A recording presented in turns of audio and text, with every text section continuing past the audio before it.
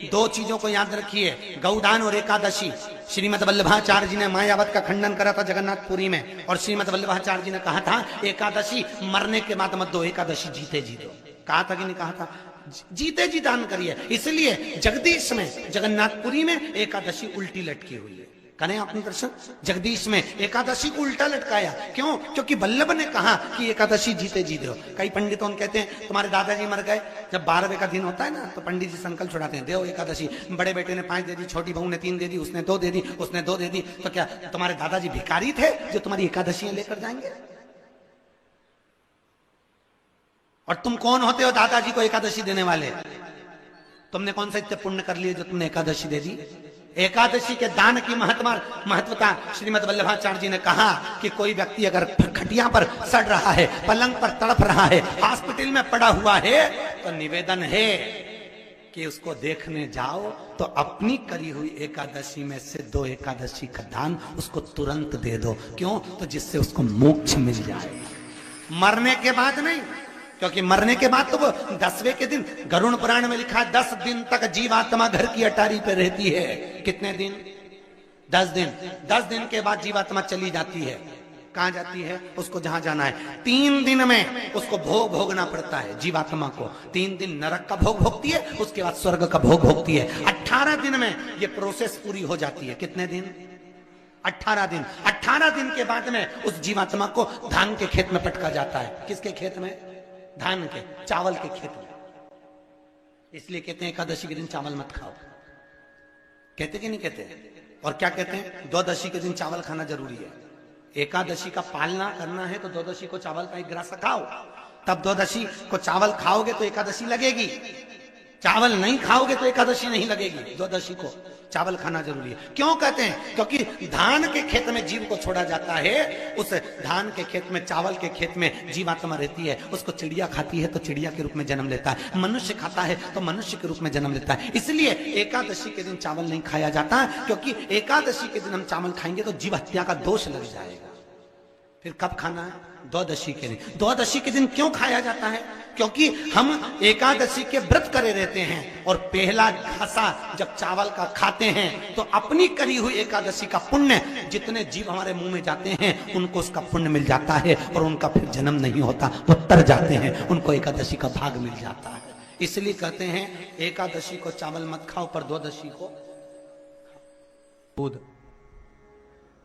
लक्ष्मी की वृद्धि कराता है, दही परिवार को एकत्रित करता है, शहद रोग बीमारी को दूर भगा देता है, घी घृत वंश की वृद्धि कर देता है।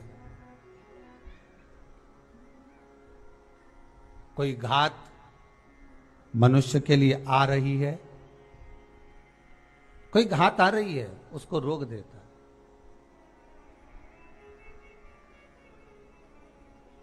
शक्कर मिष्ठान महाराज,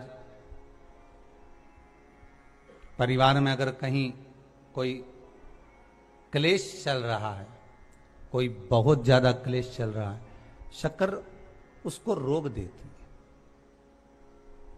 शिव को समर्पित होने वाली एक एक वस्तु, शंकर को समर्पित होने वाला एक एक पदार्थ, शिव को समर्पित होने वाली एक एक चीज भगवान स्वतः स्वीकार कर कर जीवन का एक आनंद सुख दे। मारने के लिए आतुर हुए शंकर भगवान के सिर से एक पसीने की बूंद पृथ्वी पर गिर गई। गिरते से एक धधकता हुआ अंगारा, लाल धधकता हुआ अंगारा ग्रह एक पुत्र के रूप में जन्म ले लिया।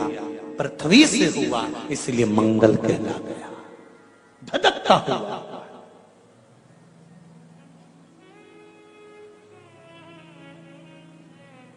पर अंधकासुर अभी नहीं मरा है, अंधकासुर की मृत्यु अभी नहीं हुई है। हर हर महा, अंधकासुर की मृत्यु अभी नहीं हुई। धधकता हुए अंगारे के रूप में मंगल ग्रह प्रकट हो गए। जन्म ले लिए। पार्वती जी ने पूछा ये कौन है? शिव जी कहते हैं ये मेरे पुत्र के तुल्य है, क्योंकि मेरे शरीर के पसीने से उत्पन्न हुआ है, मेरे मस्तक के पसीने से पृथ्वी पर गिरने के कारण ये उत्पन्न हुआ है। इसका नाम मंगल होगा, ये ग्रह मंडल में रहेगा, देवताओं के रूप में पूजा जाएगा, पर मेरे क्रोध के कारण उत्पन्न हुआ है, इसलिए इसका ग्रह थोड़ा सा क्रूर होगा।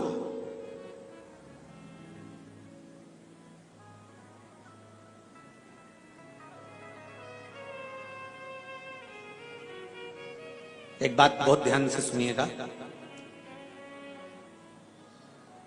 विवाह, शादी, संतान प्राप्ति, विवाह के बाद में विवाद या किसी नए कार्य के लिए आगे बढ़ रहे हैं और उसमें अड़चन आ रही है, तो एक बार किसी ज्योतिष आचार्य के पास जाकर पूछना, वो बता देगा या तो मंगल या शनि कुछ ना कुछ, कोई ना कोई क्रूर ग्रह तकलीफ दे रहा होगा। ज्योतिष आचार्य के पास जाएंगे, वो कहेगा। जितने भी ग्रह हैं, चाहे राहु हो, केतु हो, मंगल हो, शनि हो, बुध हो, भौम हो, सूर्य हो, ये सारे जो ग्रह हैं ये शंकर भगवान के शिवलिंग के पास में विराजमान है। शिवलिंग के पास में विराजमान। कभी मौका मिल जाए, विवाह शादी में देरी हो रही हो, या कोई नया कार्य चालू कर रहे हो उसमें देरी हो रही हो, या कोई सर्विस के लिए, नौकरी के लिए जा रहे हो और वो कार्य नहीं हो रहा हो, तो एक धतूरा, केवल एक धतूरा, उस धतूरे को फोड़कर उसके अंदर का फल निकालकर उस फल को शिवलिंग पर चढ़ाकर एक लोटा जल शंकर भगवान को समर्पित कर कर। दिन होना चाहिए मंगलवार। कौन सा दिन होना चाहिए? जम के बोलो जरा, मंगलवार। समर्पित करो। उसके बाद में आप विवाह के लिए अगर समर्पित करें हैं तो विवाह में देरी नहीं होगी। व्यवसाय और व्यापार के लिए या नौकरी के लिए समर्पित करें हैं तो उसमें देरी नहीं होगी। आपने पत्र में लिखा है, गुरुजी चरणों को कोटि कोटि प्रणाम। शिव महापुराण की कथा की महिमा।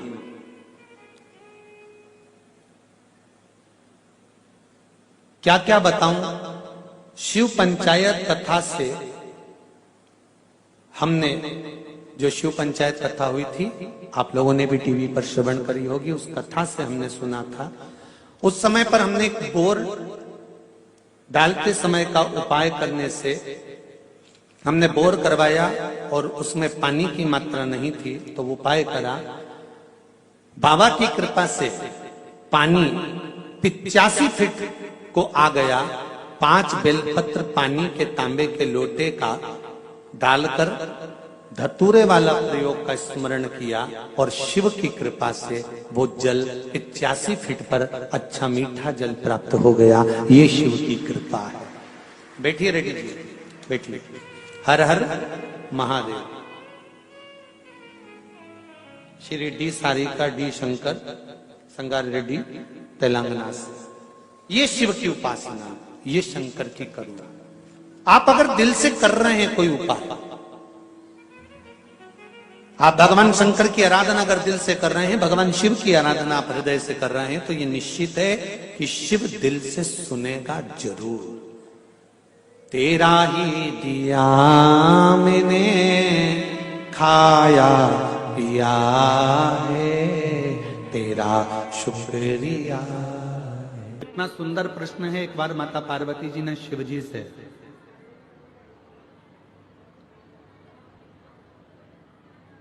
मां गंगा के घाट पर एक प्रश्न किया।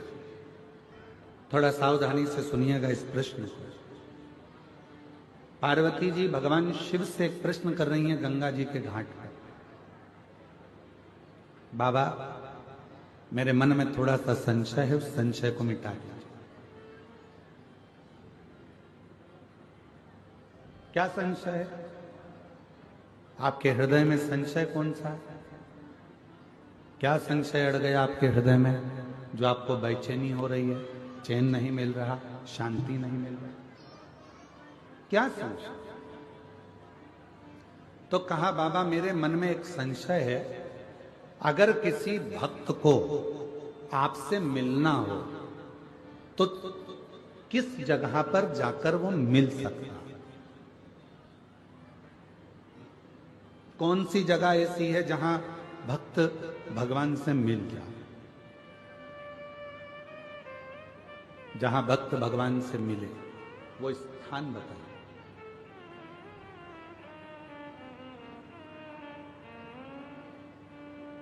जैसे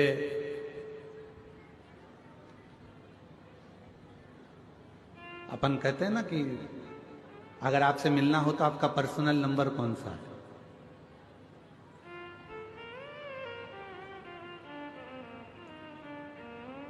हमें अगर फोन करना है तो आपका पर्सनल नंबर कौन सा हो सकता है? तिवारी जी, विजय प्रसाद तिवारी जी, आपका पर्सनल नंबर कौन सा है? नंबर ही नहीं है। तो जो साथ रहते हैं उनका तो होगा। शंभू बड़े सरल है, बड़े साथ। तो कहते हैं किसी से अगर मिलना हो तो उसका पर्सनल नंबर पूछा जाता है कि आपका पर्सनल नंबर कौन सा है। अगर हमें बात करना हो, बहुत जरूरी बात हो, तो आपका नंबर मिल सकता है, प्राप्त हो सकता है। ये बोतल बांटने वाले भैयाओं से मेरा एक निवेदन है कि पीछे जो लोग धूप में बैठे हैं, मेरी जीजियों, आप लोग तो पानी की बोतल साथ लाए हो ना, बोलो तो जम के। तो जो पीछे धूप में बैठे हैं उनसे निवेदन है कि यहाँ बाटल ना देकर जो वनवासी आदिवासी क्षेत्र के मेरे बहन भाई धूप में बैठे हुए हैं, आप उनको बाटल दीजिए पानी की और उनको प्रदान करें।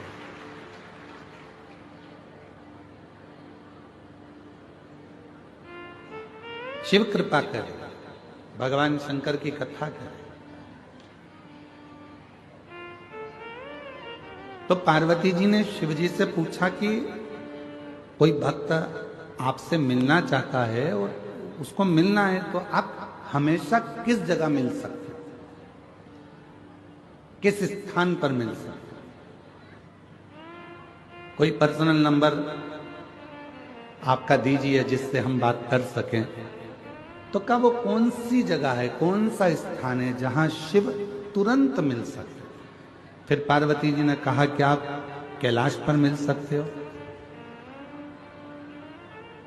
तो भगवान शंकर ने कहा कैलाश पर मिल तो जाऊंगा, मना नहीं है मिलने के लिए, पर बात इतनी सी है, जिसके पास में पैसा होगा खर्चा कर कर, जिसका शरीर सही चल रहा होगा मेहनत कर कर, तो कैलाश तक पहुंच जाएगा।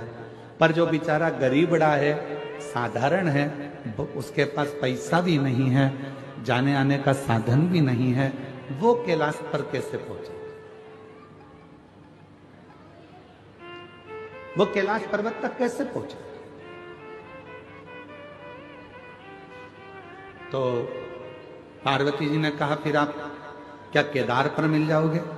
शिव जी ने कहा मैं केदारनाथ में भी मिल जाऊंगा, पर दिक्कत इतनी सी है कि वहां पर आने के लिए भी शरीर पूरा अच्छा चाहिए और थोड़ा सा धन चाहिए, तो वहां भी मैं मिल जाऊंगा। पर गरीब कैसे पहुंचे? ये जो अपना वन नहीं छोड़ सकते, ये अपना आदिवासी वनवासी क्षेत्र के जो भक्त हैं, आदिवासी वनवासी क्षेत्र के जो मेरी बहन हैं, आदिवासी वनवासी क्षेत्र के मेरे जो जीजा हैं, जो मेरी बेटियां हैं, बेटे हैं, जो मेरे बुजुर्ग माँ बाप हैं, वो अपना वन नहीं छोड़ सकते, जो अपना जंगल नहीं छोड़ सकते, वो आपसे कैसे मिले? फिर वो केदारनाथ भी नहीं जा सकते, वो कैलाश धाम भी नहीं जा सकते, वो विश्वनाथ भी नहीं जा सकते, वो सोमनाथ भी नहीं जा सकते, वो अमरनाथ भी नहीं जा सकते। तो इनके लिए कोई सरल साधन बता दो कि प्रभु मैं आपसे पूछना चाहती हूं, कोई ऐसा नंबर बता दो जिससे तुरंत इनसे मिलना हो जाए, आपसे मिलना हो जाए।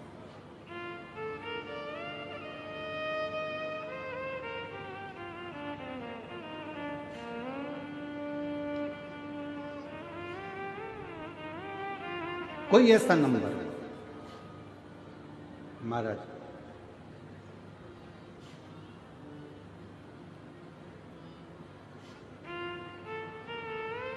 शिव जी मौन होकर बैठ गए। भगवान देवरी मौन, कुछ बोले। फिर पार्वती जी ने कहा बताओ ना, कैलाश पर साधारण व्यक्ति नहीं पहुंच सकता, केदार पर नहीं पहुंच सकता, काशी नहीं पहुंच सकता, कोई ऐसी जगह बता दो जहां पर आप तुरंत मिल जाएं। तब भगवान शिव जी ने कहा पार्वती, अगर मुझे तुरंत पाना है, एक क्षण में मुझे चाहिए, तो अपने दिल में मुझे झांक कर देखना प्रारंभ कर दो। मैं तुम्हारे हृदय में विराजमान, मैं अपने हृदय क्या दिल में।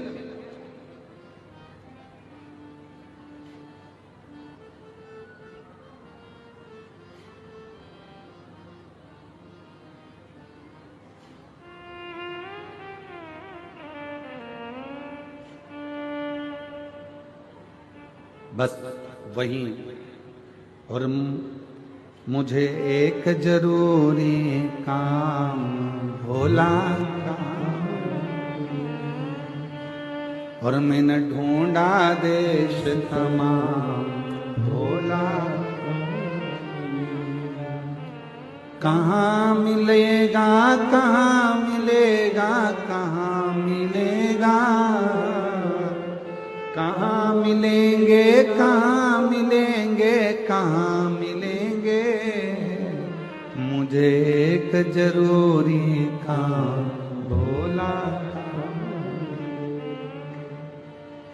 मैंने ढूंढा देश तमाम भोला, कहाँ मिलेगा, मुझे एक जरूरी काम भोला, कहाँ मिलेगा कहाँ मिलेगा कहाँ मिलेगा, कहाँ मिलेगा कहाँ मिलेगा कहाँ मिलेगा, मैंने ढूंढा देश तमाम भोला, कहाँ मिलेगा, ओ मैंने ढूंढा देश तमाम भोला। शिव कह रहे हैं कोई मुझे तीर्थ में ढूंढेगा, कोई मुझे स्थानों पर ढूंढेगा, कोई मुझे मंदिर में ढूंढेगा, कोई मुझे शिवालय में ढूंढेगा, जिसकी जहां मर्जी होगी कैलाश तक मुझे ढूंढने के लिए आएंगे। दुनिया के लोग सब जगह ढूंढते हैं, पर ईश्वर जो उसके अंदर बैठा हुआ है वो अंदर झांक कर नहीं देखता। जिस दिन वो अंदर झांकेगा, अंदर झांकने के लिए, अपने भीतर खोजने के लिए क्या करना पड़ेगा? तो कहा किसी एकांत में बैठकर, कहीं एकांत में बैठकर जब आप शंकर के ओम नाद को करोगे तो वो भीतर से प्रकट होकर तुम्हारे सम्मुख में आकर खड़ा हो जाएगा। जरा उत्तर दीजिएगा आप लोग सभी। तुम्हारे घर में 50,000 रुपए हैं,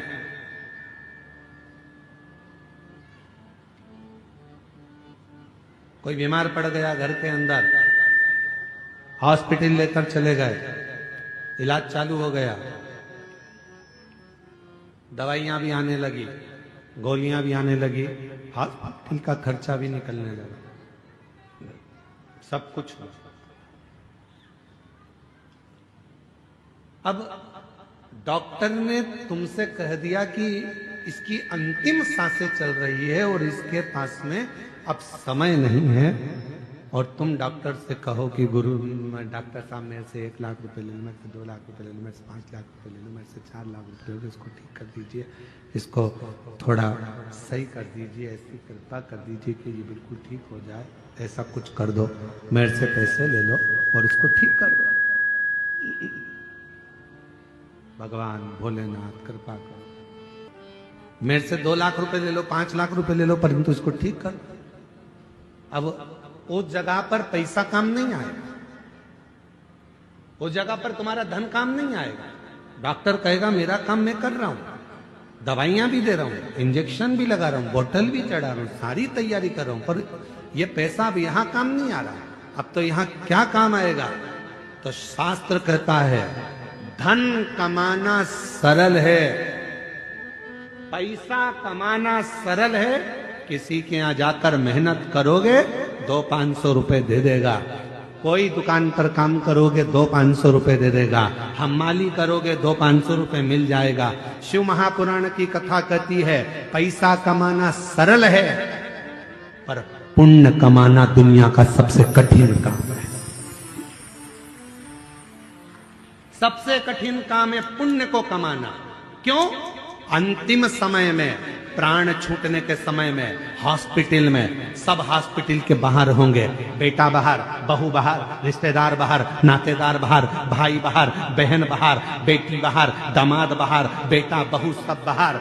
हॉस्पिटल के अंदर जब मशीनें लगाई जाएगी, अकेले पलंग पर आईसीयू में पड़े होगे, वेंटिलेटर पर पड़े होगे, उस समय पर तुमने कितना पैसा कमाया वो वहां काम नहीं आएगा। उस समय पर अंतिम बिंदु में काम आएगा कि तुमने अपनी जिंदगी में पुण्य कितना कमाया। वो पुण्य तेरे सामने आकर खड़ा हो जाएगा और वो पुण्य तुझे श्वास देना प्रारंभ कर। पुण्य, पैसा कमाना कठिन नहीं है मेरी बहनों, मेरे जीजाओं, मेरी जीजियों। पैसा कमाना सरल है। यहाँ छत्तीसगढ़ का हमको नहीं मालूम, हमारे मध्य प्रदेश का मालूम है हमको। मध्य प्रदेश में हमारे यहाँ जो गरीबी रेखा के अंतर्गत आते हैं उनको गेहूं फ्री मिलता है। कम शुल्क में शक्कर मिलती है, कम शुल्क में, निःशुल्क, कम पैसे में, थोड़े बहुत पैसे में उनको गेहूं मिलता है, उनको शक्कर मिलती है, उनको तेल मिलता है। यहाँ मिलता है? अरे बोलो तो जम के, आवाज नहीं आई, और जम के बोलो। मिलता है। झोला लेके तुम सीधे दुकान पर पहुंच गई, जहां पर मिलता है वहां पहुंच गई, वो दे देगा क्या तुमको? जम के तो बोलो, नहीं देगा। क्या कहेगा? डायरी ला। वो कौन सा एक डायरी होती, पीली पीली है, परमिट, आधार कार्ड, राशन कार्ड। हाँ, परंतु राशन कार्ड भी पीला और लाल ऐसा कुछ चलता है कि वो उसी पे दवाई की व्यवस्था होती है, उसी पे फ्री में इसकी व्यवस्था होती है, ऐसे ही ना कुछ। तो वो कार्ड लेकर जाओगे तो तुमको फ्री में चावल मिल जाएगा, धान मिल जाएगी, फ्री में शक्कर मिल जाएगी, फ्री में तुमको तेल मिल जाएगा। वो कार्ड तुम्हारे पास में होना चाहिए। और अगर कार्ड नहीं है, कार्ड है तो हॉस्पिटल में भी तुमको पूरी व्यवस्था मिल जाएगी। कार्ड है तो इतने लाख तक की तुम्हारी बीमारी का खर्चा सरकार उठाएगी। क्यों? कार्ड है तो तुम्हारी बीमारी का खर्चा भी सरकार उठाती है। कार्ड है तो तुम्हें खाने को भी देती है, कार्ड है तुम्हें पीने को भी देती है, कार्ड है शक्कर भी देती है, कार्ड है तो तेल भी देती है, कार्ड है तो पानी फ्री, कार्ड है लाइट फ्री। उसी तरह जैसे तुम्हारे पास कार्ड है तो सारी व्यवस्था सरकार करती है, उसी तरह तुम्हारे मुख में श्री शिवाय नमस्तुभ्यम है तो पूरी व्यवस्था महादेव करते हैं। पूरी व्यवस्था महादेव करते। तुम्हारे पास कार्ड है, व्यवस्था मिल जाए, कार्ड है, व्यवस्था मिलेगी। जो समझदार हैं, जिनके घर में मोटरसाइकिल भी है, 4 व्हीलर है, तो भी उनने कार्ड बनवा रखा है। बोलो तो नहीं जीजिए, सही है कि गलत है?